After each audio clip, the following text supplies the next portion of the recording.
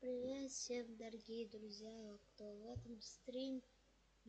В этот день, именно в этот, я подумал, что давайте мы сделаем стрим про то, как я создаю RPG игру. Давайте мы начнем. У нас есть вот griffpatch, и нам нужно именно плейлисты и найти там RPG. Вот. Ссылки Пиковое снижение. около 17 эпизодов есть. И еще 2 девлогов.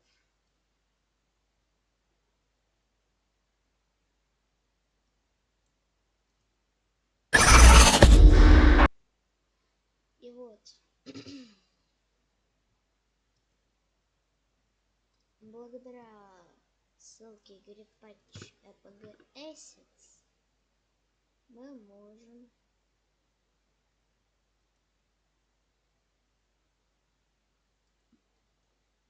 делать проект. Вот у нас пустой. И как показывают на этом видеоролике. Hello, fellow Scratchers! Do you want to make a Zelda-style RPG in Scratch? Well, this is the place to be! If you've managed to catch any of my RPG devlog videos, then you'll know what's in store, and I can tell you it's really exciting. Not only do we have scrolling tiled maps, but the tiles are layered to support height and depth. We have a fully animated player sprite as well as animated tiles to bring your levels to life. We'll implement clever per-tile collision regions so that we can get up close to our levels and also allow us to move in front and behind tiles. How cool is that? And wow, don't get me started on the awesome built-in level designer. That's just crazy cool. Have you ever seen anything like it in Scratch before? And look at all these beautiful tile costumes. We have over 500 of them. What? That's crazy. A huge shout out to the pixel artist O Lobster for these. And you can find all of them in a Scratch starter project, linked in the description under this video. However, if you prefer to use your own costumes or source them from elsewhere, then that is just great. Everything will work just fine. Now, obviously, we have a lot of fun things to cover in this series. Кстати, я только что увидел здесь NPC. NPC разные. Раньше такого не было. Я их не видел.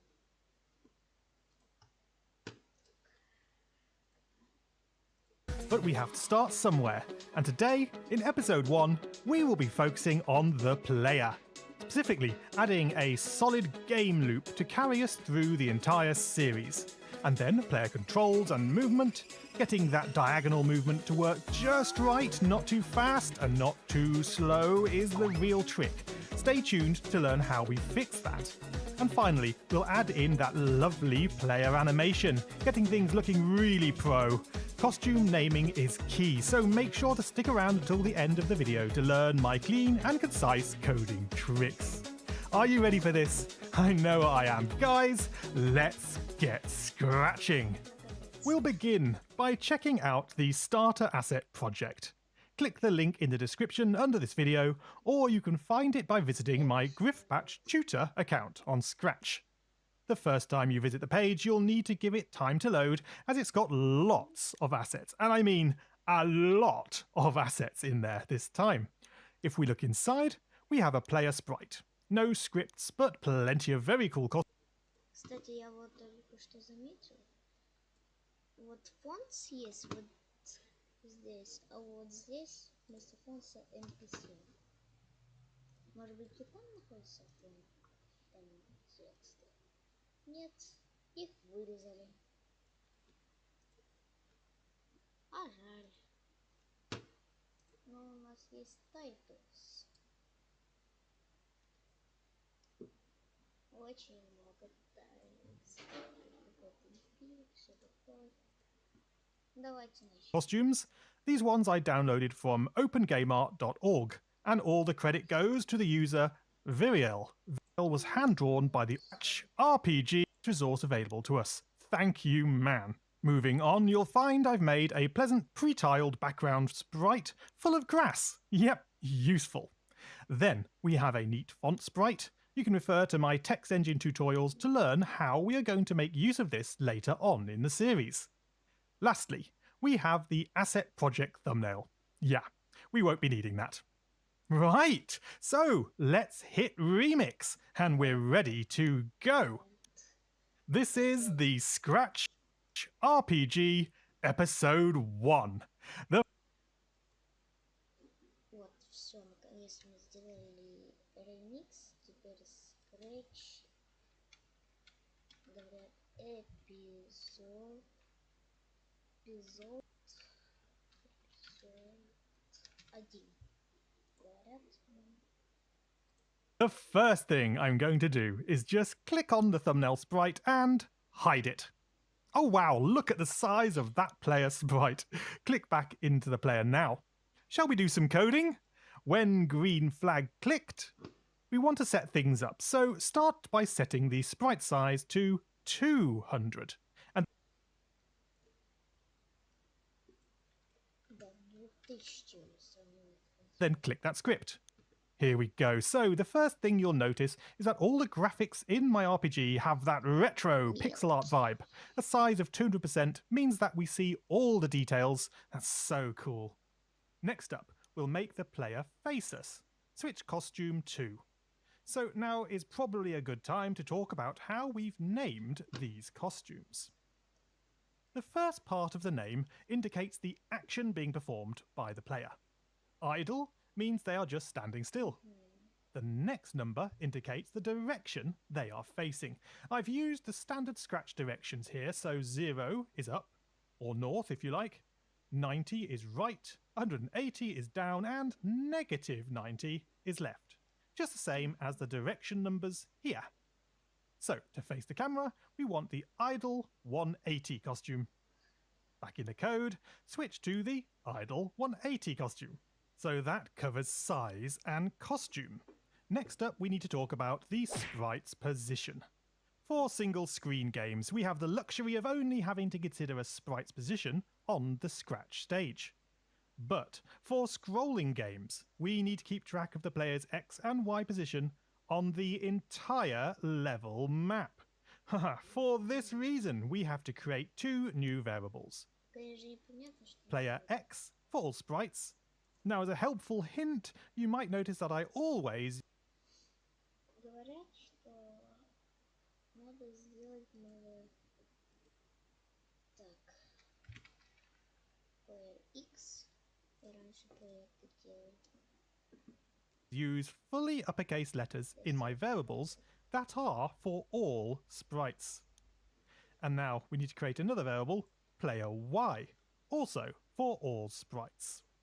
We'll start the game by setting player X to 0 and set player Y also to 0. Great. For now, that's the setup done. Next up, we want to begin our main game loop. This is where all the action takes place, the controls are checked and the player is moved, and then we update the screen. One thing you learn real fast when coding game engines is that we'll always need a way to start, pause, stop and restart these game loops. So, broadcast a new message, start-game loop. It's nice when the event name is pretty self-explanatory. I'll drop in start game loop in preparation for our coding. But before we go on, let's consider the stop game loop code. When I receive a new message, stop game loop. And we can simply drop in from the controls category a stop block. And we want to stop other scripts in Sprite. If ever we broadcast stop game loop, we can be sure this will do the job. Cool, so let's build the main game loop. Bring in a forever block. The only thing that will stop this loop is that stop game loop event. Now we are going to use the same broadcast system we've used in many of my other tutorials here. The first broadcast is a new message of tick player. And the second is for paint player. In summary, this will run the tick player scripts first, and then the paint player scripts next, before Scratch then hits the end of this forever loop and the frame is complete. At this point, the game screen updates to show the changes before this loop starts all over again. The benefit of using this broadcast system is that it also allows us to synchronize our game loop across all the sprites in our game. Right now we are only working with the player sprite, but later on we'll be adding the tiles, NPCs and who knows what else, so we can look forward to all of that in future episodes. Quickly tidy up then, and we'll begin by coding the when I receive paint player. It would be hard to work on the rest of the scripts if we can't see the player painted to the screen. And for now, until we actually have a scrolling level, we'll use a motion set x position to and the variable player x. And we can have a set y to and the variable player y. What this means is, if we were to switch the player x reporter to be a slider variable, then we can run the project and ta-da! The player's position is linked to the player x variable. To switch the player set x position to and the variable player x. And we can have a set y to and the variable player y. What this means is, if we were to switch the player x reporter to be a slider variable, then we can run the project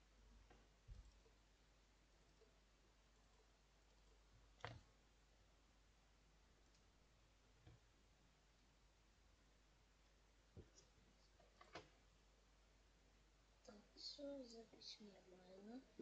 13 минут.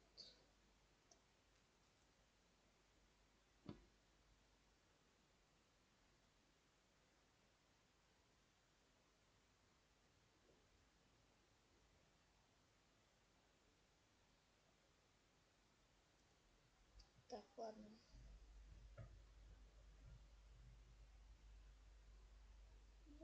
and ta-da! The player's position is linked to the player x variable. This shows that the game loop is working perfectly. We can do the same with the player y to check that it's working too. That's great! Also, if we stop the project without the game loop running, you'll see that the sprite's position is no longer updating. So our next job will be to add keyboard controls for our player. When I receive tick player. And yes, first we detect the keyboard controls, so make a new custom block to keep our scripts.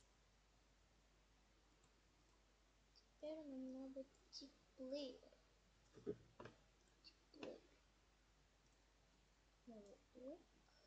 Tidy. Name it player controls and tick to run without screen read.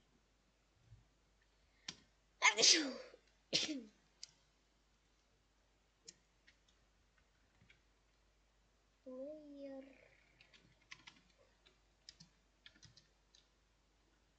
on controls. Refresh. Have you seen my crazy cool joysticks tutorial? If not, then it may be worth giving that a watch. You may even want to add it to this project. The reason I ask is that we need to implement 4-way movement, and this is best described by the movement of a joystick. A joystick has 2 axes of movement. Joystick X is for left or right, and joystick Y is for up and down. We'll replicate that in Scratch using 2 new variables. Joy X, joystick X, for this sprite only. Теперь нам надо Joy X для этого спрайта только. И Joy Y тоже для этого спрайта. Мы пока что не будем искать, а перевести их сюда. Чтобы добить. And Joy Y, also for this sprite only. For starters, let's set Joy X to, from the sensing category, key pressed. We need to look for the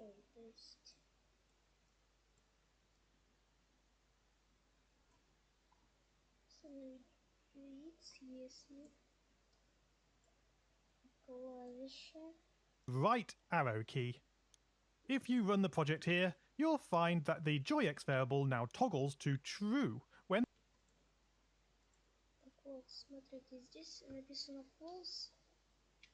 Я нажимаю на стрелку вправо, у меня пишется true, false, true, false, true, false, true, false, true, false.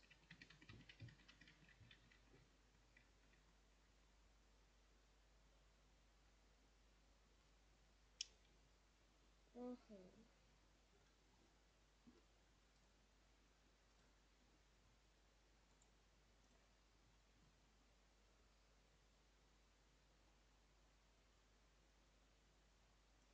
Отмена удаления joyx. the right arrow is pressed and false when it's not. Now, many times players will want to support the WASD keys, WASD, as well as the arrow keys. For that, we can use the Теперь нам надо или либо право, либо, OR block and set joyx to key right arrow pressed либо D. Либо D, либо D, либо D. Зачем нам надо удалять joy Y? То есть я не только нажимаю на стрелку вправо, но и на D еще.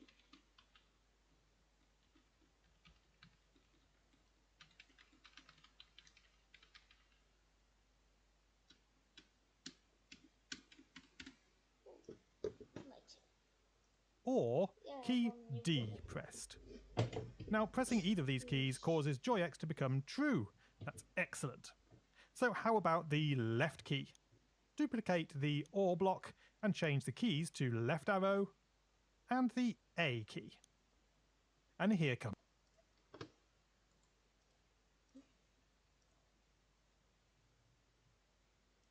Влево, теперь направо. Тоже самый блок, только joy Y. Тоже joy X. Comes the fun bit. We change joyx by Теперь нам надо не установить, а изменить. 0 subtract Смотрите. 0. Здесь мы ставим так. Теперь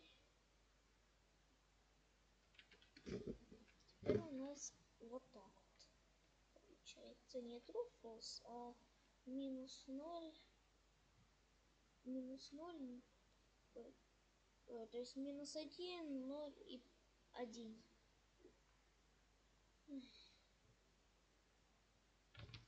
Вот. А, Б, лево, право. the left or A key presses. Кстати, я хотел запустить стрим еще в 20:12, ну, ровно 12, но у меня не получилось, поскольку не успевал я все делать. И пришлось это во время 20 минут назад. 3. Так, что дальше? The interesting thing about these true and false key presses, or in fact any true or false values, is that as soon as you use them in calculations, the true value gets counted as a 1, and the false values become zeros. So, if we press the left arrow only, then this second change will subtract 1 from joyx. Looking at the running project, pressing right gives a value of 1, and left -1. Perfect. Let's do the same for joy y. О, теперь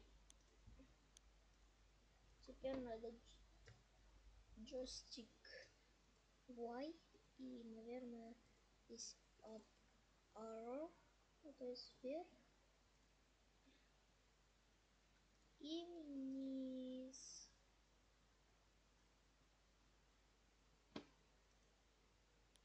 Set joy Y to the key up arrow or the W key.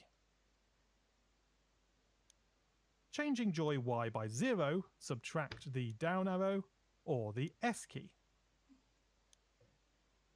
Great! We can just test that works okay by slapping that green flag and confirm we... Давайте посмотрим. Вот я сейчас вверх, joy Y, вниз, минус Y. Вот так все получается. Так общаются компьютеры.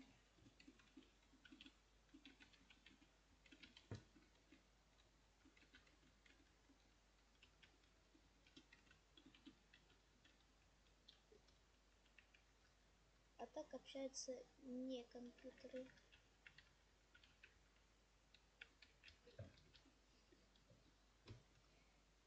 We can toggle the left, right, up and down keys and the W, A, S and D keys. Nice work. It won't be hard to get our player moving around from this. Come back to the when I received tick player script and we'll make a new custom block naming it try move with an input named DX and another DY. DX и DY. Умно.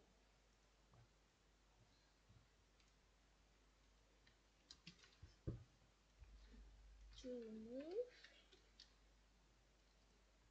DX и DY. This is the distance we want to move in.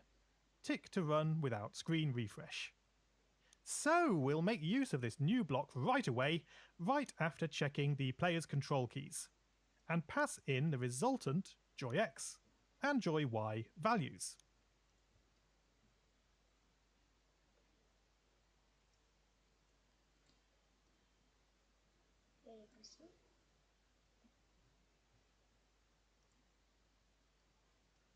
Joy X и Joy Y. Now, this define try move script. Later on we will need to perform collision detection and the like in here, but for now, let's simply move the player without worrying about such things. Change player X. Изменить вот такие значения. То есть игрок X на DX и изменить игрок Y на DY. By the DX input. And, of course, change player Y by the DY input. Splendid! Smash that green flag! Holding down any of our direction keys should now send the player... well, it's fair to say they are hardly hurtling around the screen. Должно быть так.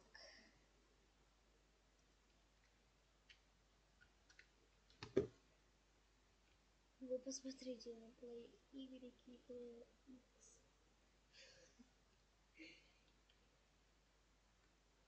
Давайте перейдем к самому. Смотрите, когда я иду вниз, у меня до сих пор растет.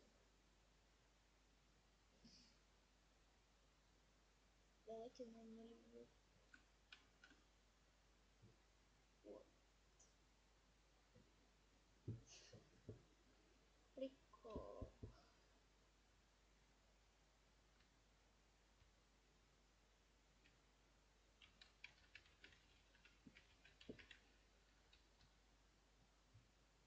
Как-то будет так перемещаться.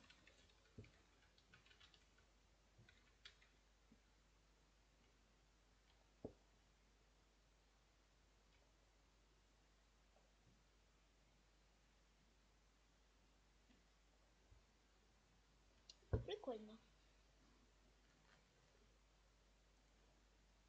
But it's fantastic that we've got movement in all 8 directions, that including diagonals now. Do check each direction of movement. If any key moves the player in an unexpected way, then now is the time to double check your scripts before moving on. If you want a bit more speed to your player's movement, and I certainly do, then we'll do this in the tick player script. Just multiply joy x by 5 and multiply joy y by 5.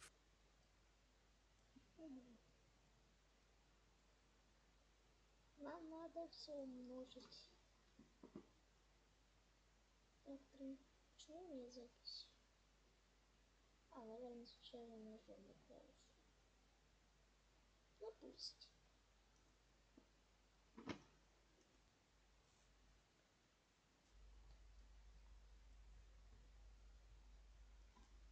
Нам все надо умножить на 5.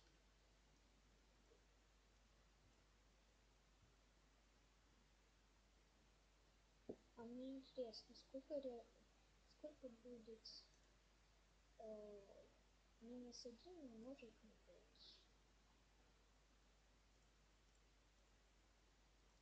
То есть мне 5 умножить... Как писать? Ну ладно. 5 умножить на никакое число. 5 умножить на минус 1.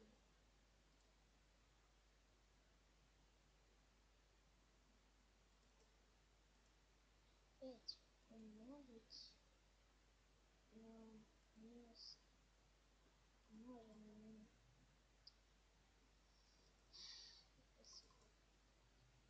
минус 1 умножить на 5.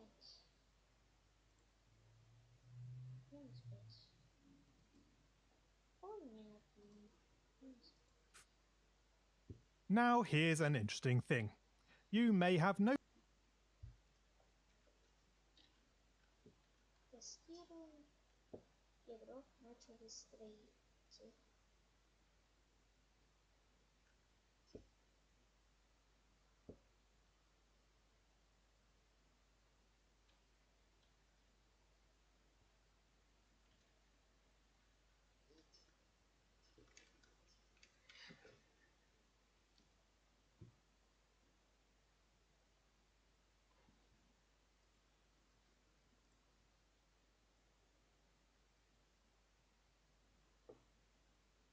Noticed, while playing other top-down games on Scratch, that moving diagonally can make your player move considerably faster than just moving left or right alone. This is because, if we consider our joy x and y values, before we added our multiply by 5, moving up or right individually moves us a distance of 1 pixel. But when we move both up and right at the same time, the distance travelled is actually closer to 1.4 pixels, and that is 40% faster. To fix this, we need to normalise the joystick movement speed to account for these diagonals, and the way we do this is to divide the joystick x and y by the distance. A spot of Pythagoras will give us that, and there, that looks perfect. Back in our code then, make a new variable, joy dist, for distance, and for this.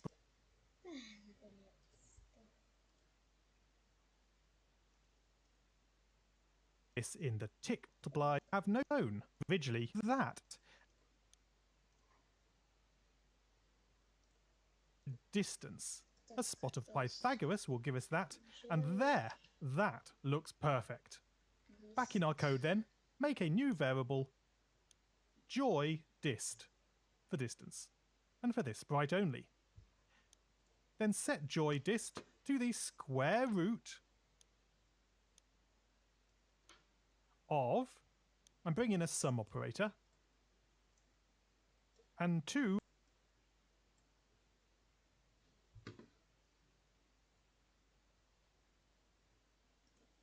операторы.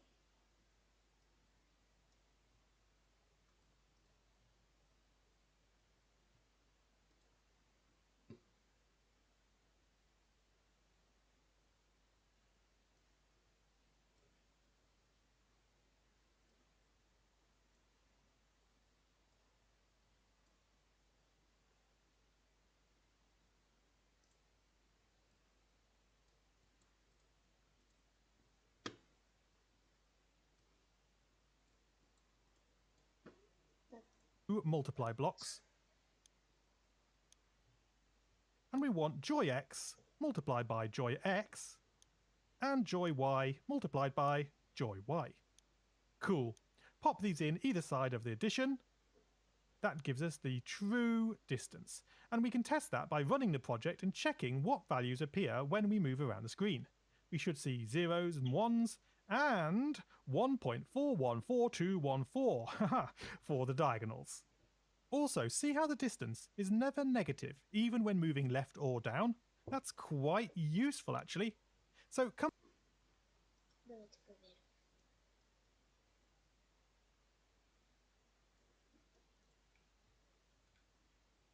То есть один вот, когда мы вот так вот идем, вот такое значение.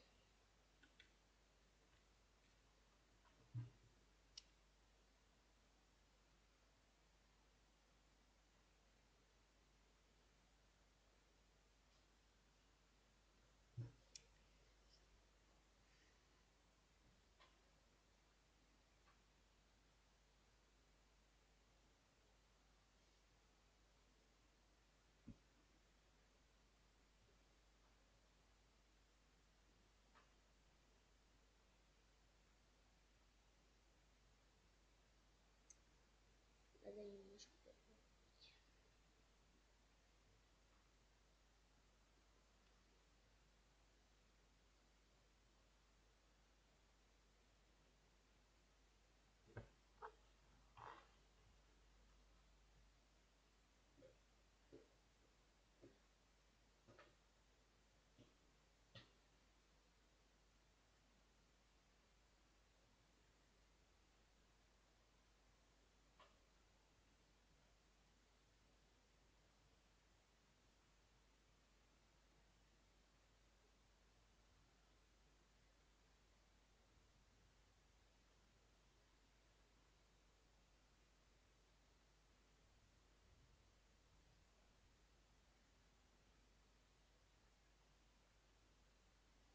Это плохо.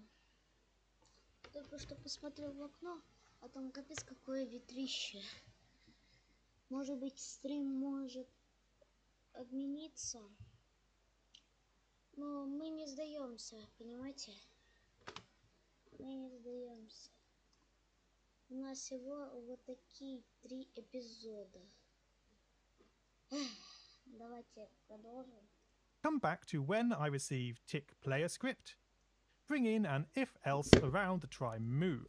There's no point now trying to move the player if no key has been pressed. And now we can easily check for this when joy distance is greater than 0.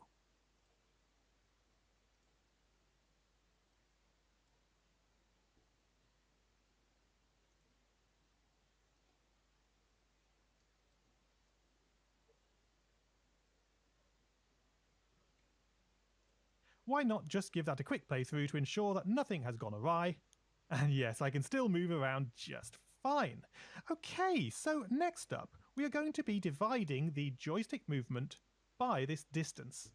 The great thing about normalizing is that whenever you divide something by itself, it always comes out as 1. So before we move,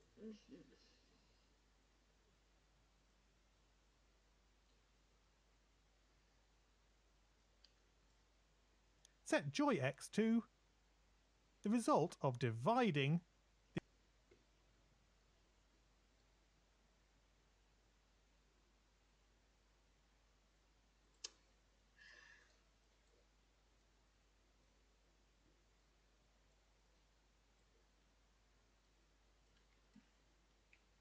the 1.4, 1.4. the existing joy x by joy distance. And we do the same for joy y. Setting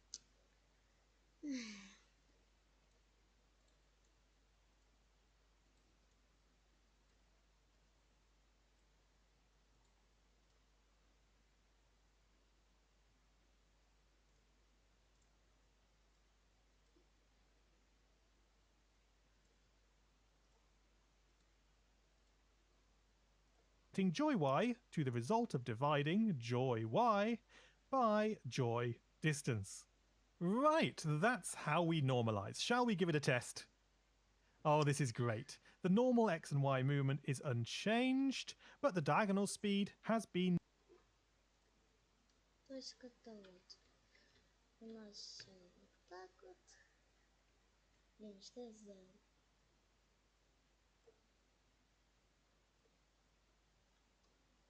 То есть у нас все вот так вот.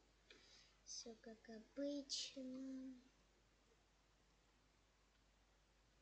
Но когда мы нажимаем WA или SD или WD или SO. Ну, короче, как-то вот так вот все получается. У нас все ломается. Почти. Reined right in, and we can travel at a very consistent pace. What do you think? It's funny though, but many people can actually find this change feels like it's gone too far. I guess we are so used to the faster diagonal movement that the reduced pace can feel a little bit sluggish. So much so that even games like Zelda actually implement a special diagonal speed that is just that little bit faster than what we have here. We can do the same if you like, just by popping in an if block before the set joy x here. Check if joy dist is greater than 1.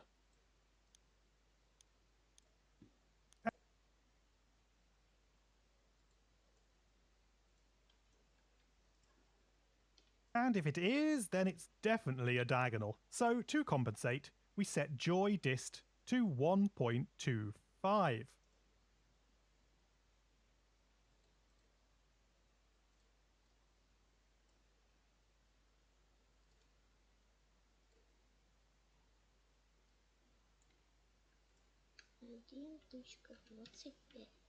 Give that a test and see what you think now. Yeah, see the diagonal.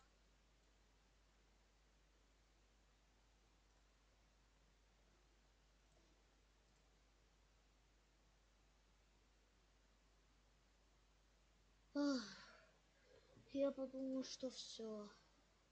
Это конец. Так. Да. Слава богу, что все хорошо. Интернет хороший. Честно, я перепугался, капец как.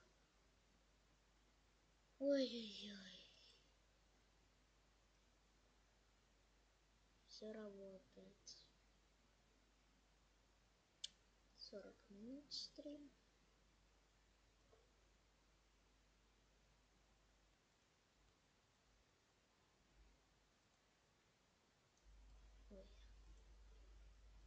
Diagonals are just a little bit more speedy. If it's good enough for Nintendo, it's good enough for me. Okay, we are making great progress. What would be cool though is for us to next begin using our players' costumes. If you look in the costumes tab, the first 4 costumes are for our player, idly facing north, east, south and west. Their costume names begin with the word idle, followed by the direction 0, 90, 180 and minus 90. The next costumes are for walking, and no surprise we find walk 90 as the first costume name for walking right. This is followed by 5 more costumes, 6 in all, to animate our player's walk cycle. So to make use of these sprites, we will need to know what direction the player is facing. Back to the code then. We'll need more space to code this in, so out of the tick player receiver, and wrap them in a new custom block.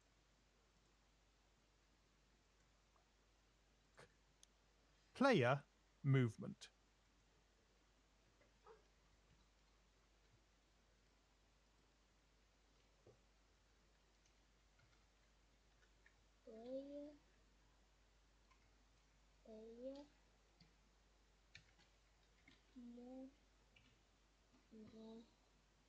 And tick the run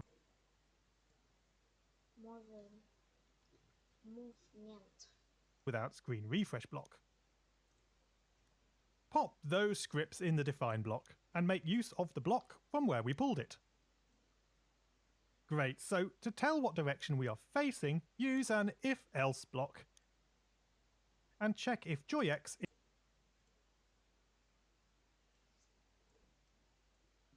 is less than 0. That means we're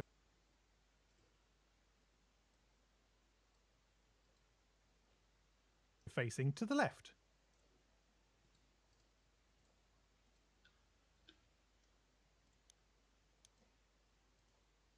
Make a new variable. Player dir for direction.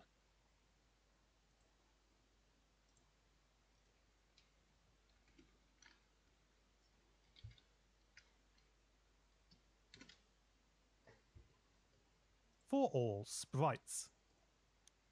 And set player dir to -90. That is left.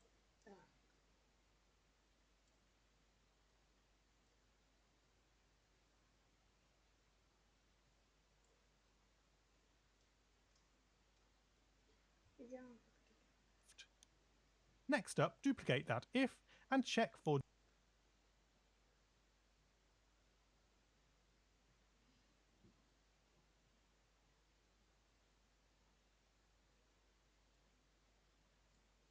set проверил на минус 90.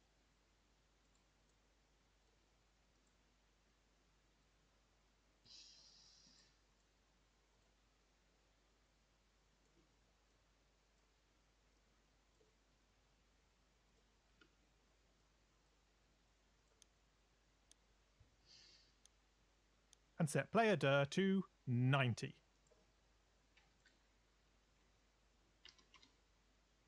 That's to the right. Okay, so duplicate the whole thing and switch to look for joy y being less than 0. That means we can set player dir to 180.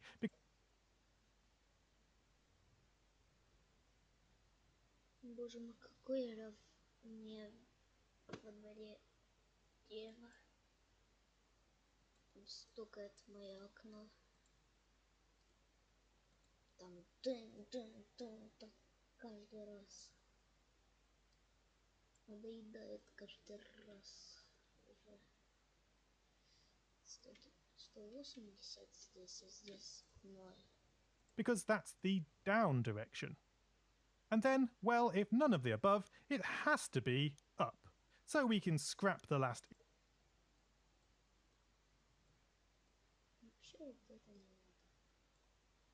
if check and simply set player dir to 0. That's up. Those last ifs go inside the else here. Cool. Give the green flag a tap and confirm that the player dir is being set to each of the 4 values. Ого. 180, 90.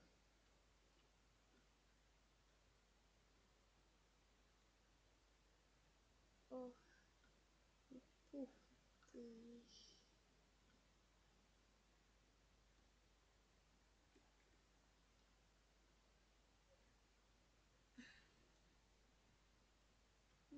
Как мне забраться сюда? Ю? Я забрался. Уи. Бам.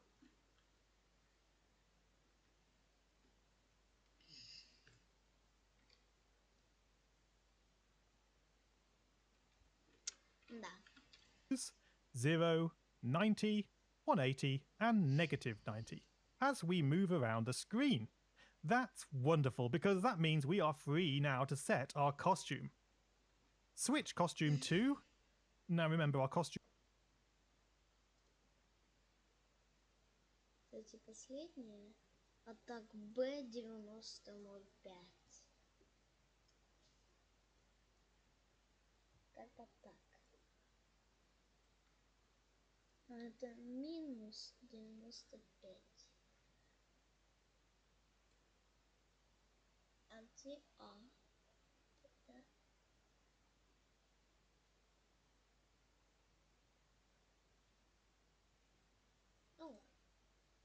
Joom starts with the word walk, so we need a join block and end.